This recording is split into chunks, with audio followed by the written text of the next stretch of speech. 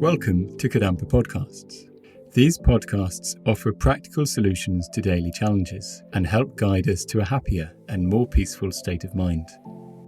In each episode, you will find an extract from a teaching given by one of various Kadampa Buddhist teachers worldwide. All these teachings are inspired by the profound wisdom of Venerable Geshe Khalsang Gyatso Rinpoche, a Buddhist master for our time. We hope you will enjoy listening.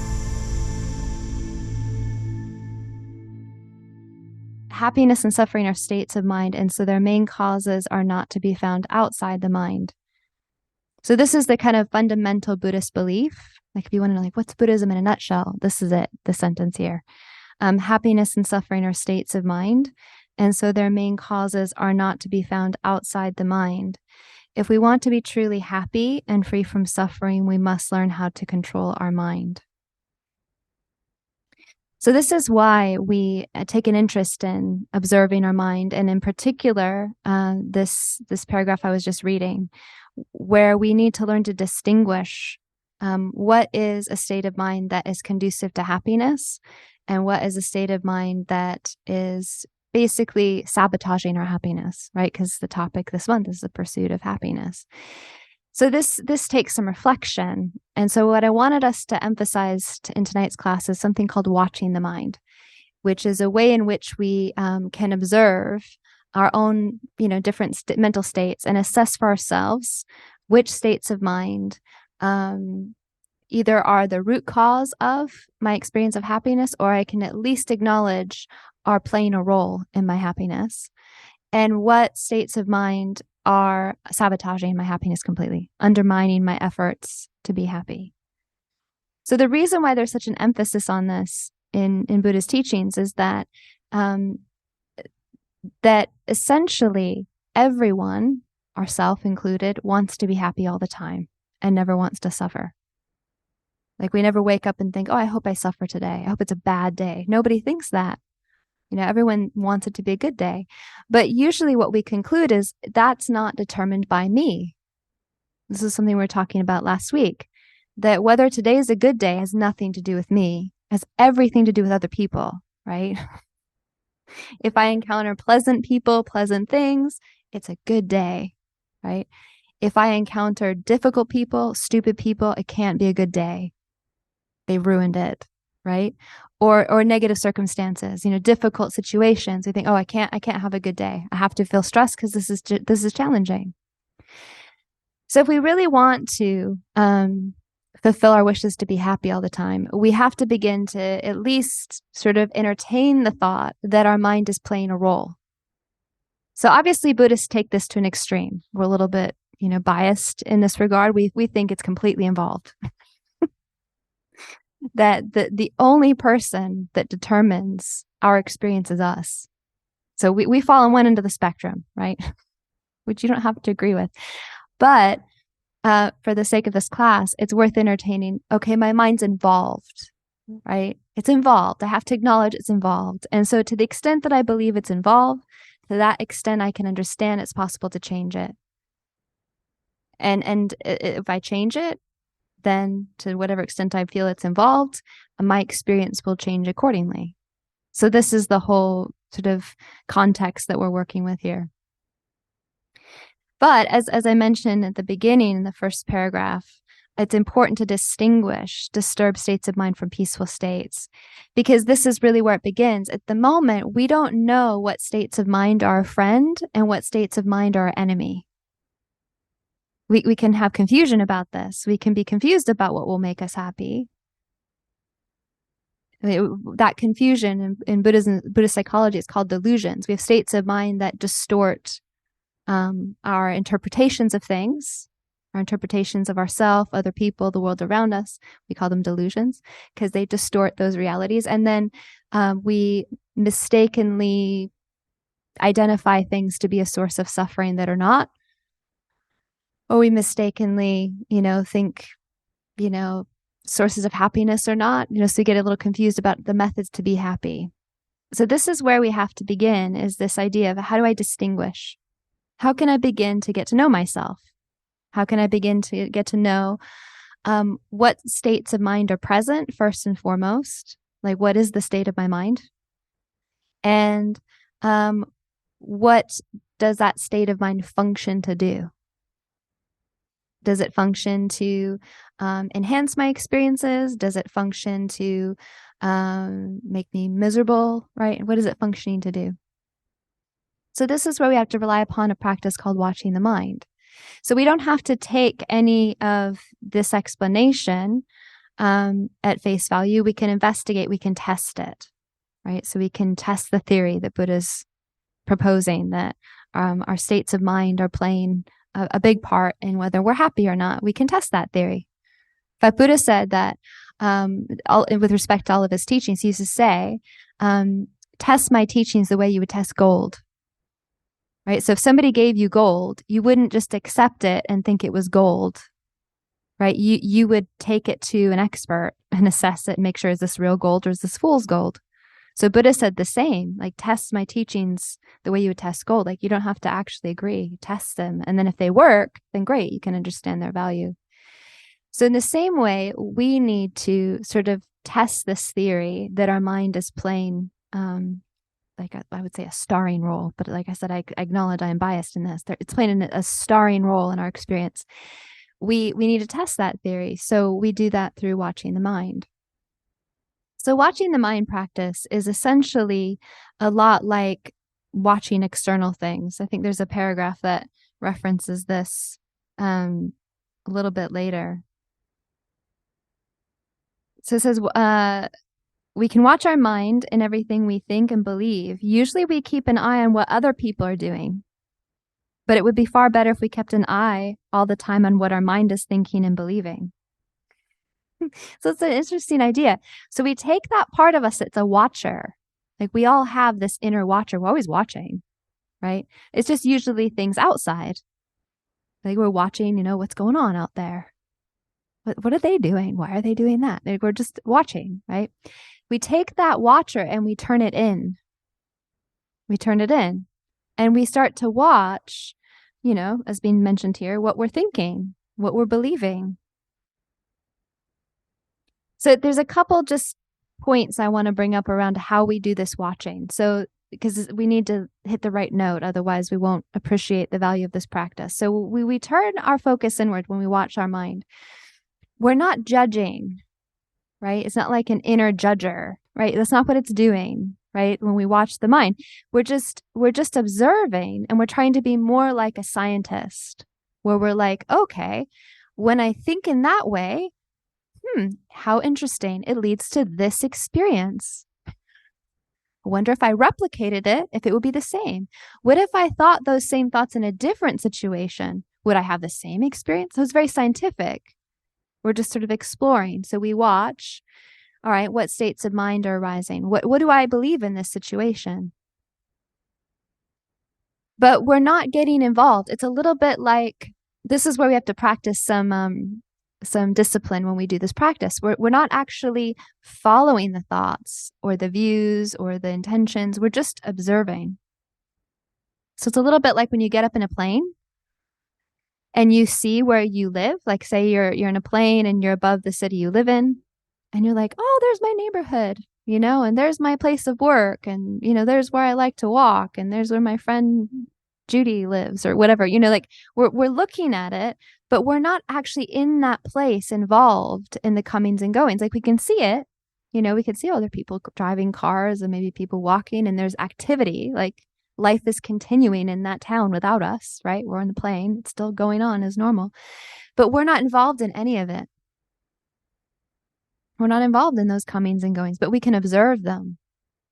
And we can see, oh, look, there's a traffic jam on 285 or 295. I can see it, it's backed up all the way across the bridge. Like, we can see it, but we're not in that traffic jam. So the same thing, when we watch the mind, it's a little bit like we turn that watcher in and we're observing more like from an astronaut's point of view, or like from an airplane, where we're just observing our mind, observing the thoughts that arise and dissolve, trying to become aware of what kind of intention we're holding, what kinds of views we're holding, what's our point of view. We're just observing, and then we're assessing, not judging, assessing. Meaning, we're assessing, where does it take me? What experience does that view or that way of thinking lead to? Is it a pleasant experience, unpleasant experience? We're just becoming an investigator. We assess and we're like, oh, interesting. Along with that, this is especially important when we identify negative states of mind. We don't identify with. We don't misidentify ourselves to be any of those states of mind. So we think I have those states of mind, but I am not those states of mind. So this is especially important because a lot of times when we normally try to acknowledge an emotion, we identify with it as our sort of way of acknowledging it. So say we have a painful emotional state. We're deeply disappointed. We've been let down or we've been betrayed, and it's painful. It hurts. And we need to acknowledge that. We need to acknowledge, oh, I have some hurt feelings, maybe some significantly hurt feelings. I'm heartbroken, right? We need to acknowledge that. But what we tend to do is think, I am that. I am that hurt feeling. That is me, right? So the danger in associating ourselves to be that, especially that which we want to overcome, is that we then think in order to overcome that negativity or that painful state, I've got to destroy myself, right? If we think, okay, I don't want to feel this way, but I am this feeling, right? We think I am it, then how do we get rid of it? Often our approach starts to become like a flogging ourselves approach, like trying to hate ourselves into a change kind of approach, which doesn't work. Why have we done that? We've done that because we've overly identified with, or Buddha would say, mistakenly identified with that negative state of mind or that painful like mental feeling. And then we think that is me. And I hate it. I hate it because it's painful. So again, it's really important when we're doing this exercise and watching the mind that we don't identify ourselves to be any state of mind. So I'm not going to kind of recap too much last week, but last week we set the stage for this by relating to the kind of vast landscape of our mind being like a big empty sky where there's room for clouds, right? There's room for clouds and a blue sky. Like we're going to have rain tomorrow, right? Today it was kind of blue, wasn't it? Most of the day. Yeah. It's been a while since I went outside and now it's dark. So yeah, it was kind of blue. So there's room in that blue sky for the weather that's going to come in, isn't it? It's not like the weather coming in tonight and tomorrow is then going to destroy the blue sky. At no point is the blue sky destroyed by the weather. It remains. The blue sky remains. There's space in the sky for weather. Different atmospheric conditions come together, forming, weather patterns. We're going to have rain tomorrow. And then when those atmospheric conditions dissipate or disperse, the weather disperses, and then what? Blue sky remains. So what's constant is the blue sky. So Buddha said that's the same as our mind, right? So our mind is like a vast blue sky, by nature clear and spacious. And then there's space in the mind, a lot of space for, different types of weather, like different states of mind, clouds like passing through. Some of those clouds are destructive, right? Like a storm, like rains down suffering and thunder and lightning.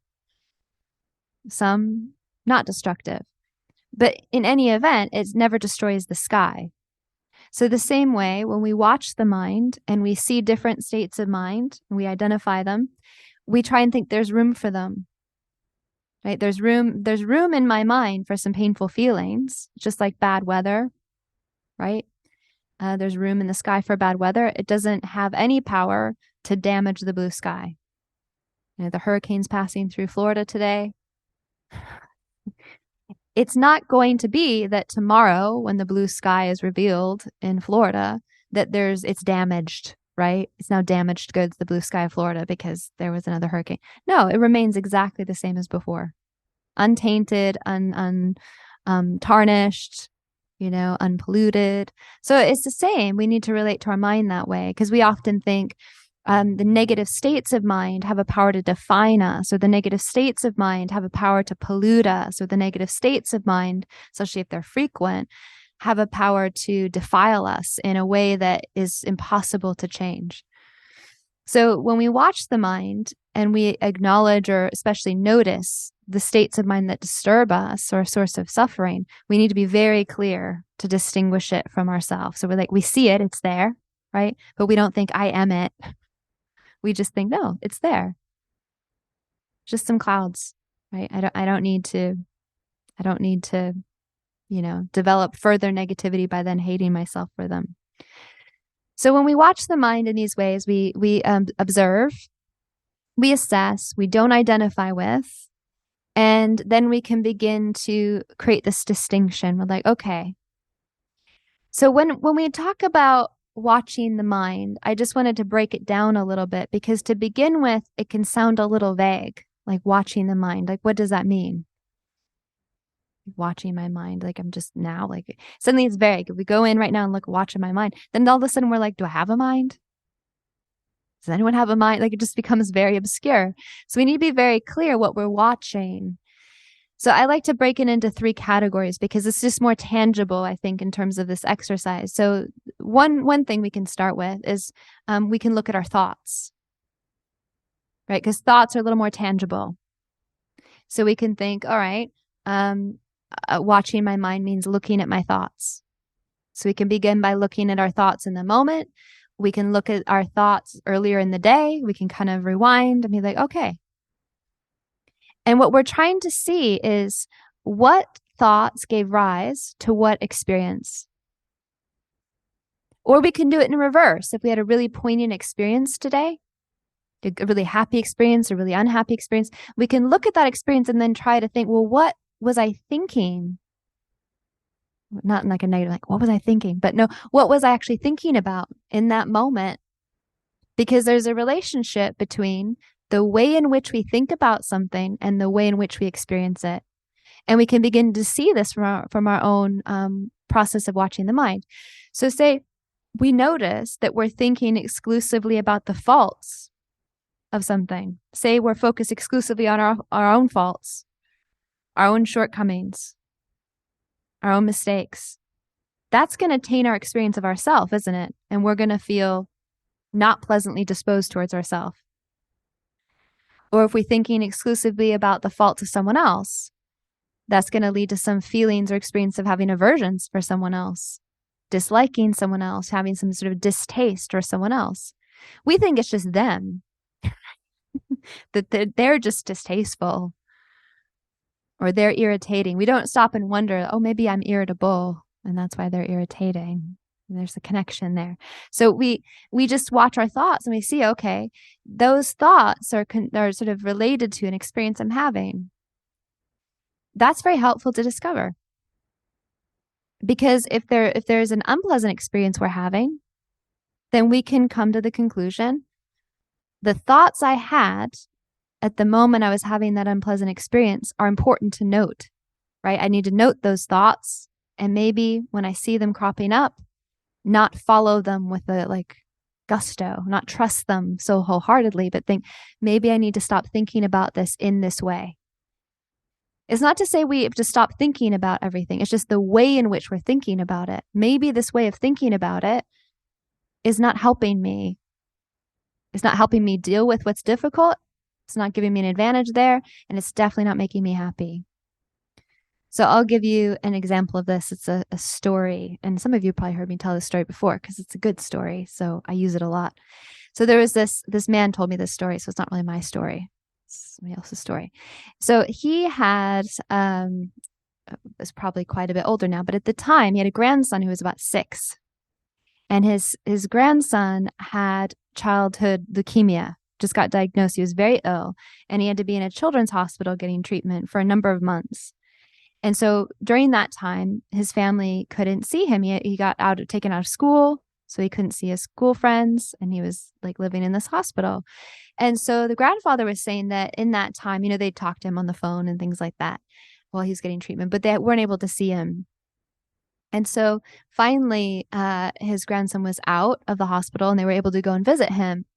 And he said that on the way to see him, he was really kind of worried. I was worried about two things. Of course, you're worried about his health. Like, is he going to recover from this? Is he going to be healthy and well? Like, you're hoping the treatment works.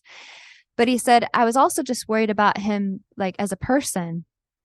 Like, how was he doing? Because what a traumatic experience to sort of, one day be in school and at home with your family, and then the next day you're in a hospital, away from all of those things. So they were just concerned about how he was doing himself. And so they went to see him, and he was with his grandson, and he was sort of asking him, so, how was it in the hospital? Like, how are you feeling about it? And he was started to, like, get really excited. Like, he'd been on this massive adventure, and he's telling his grandpa all about it. And he's like, and the best thing, Grandpa, is they let me pee in a cup every day. And his grandfather said that at that moment, he realized he was going to be fine, right? He was going to be fine because he was thinking about it differently, right? It was the way he was thinking about it. So for him, it was this exciting adventure. Like, he was thinking getting to pee in a cup every day was amazing. And, like, Mom at home doesn't let me do that, So it was the way in which he was thinking about it that impacted his experience. It wasn't the experience. Like, you could say, equally valid, you could say the experience would have been traumatic. But what determined his personal experience was the way he thought about it. And so in that sense, he protected himself from that experience being more difficult than it could have been. So I think we can all take something from that. We have to sort of check when we watch the mind. Is the way I'm thinking about something impacting my experience more radically than I think it is? And then if so, it's worth experimenting with. What if I change my way of thinking? What if I get creative and think about the situation differently? It's not that the situation isn't difficult. It may very well be difficult, but how we experience what's difficult is determined by the way we think about it. If you feel inspired by this podcast, then dive deeper into timeless wisdom of modern Kadampa Buddhism by following the link in the episode description. We look forward to reconnecting with you in the next episode of Kadampa Podcasts.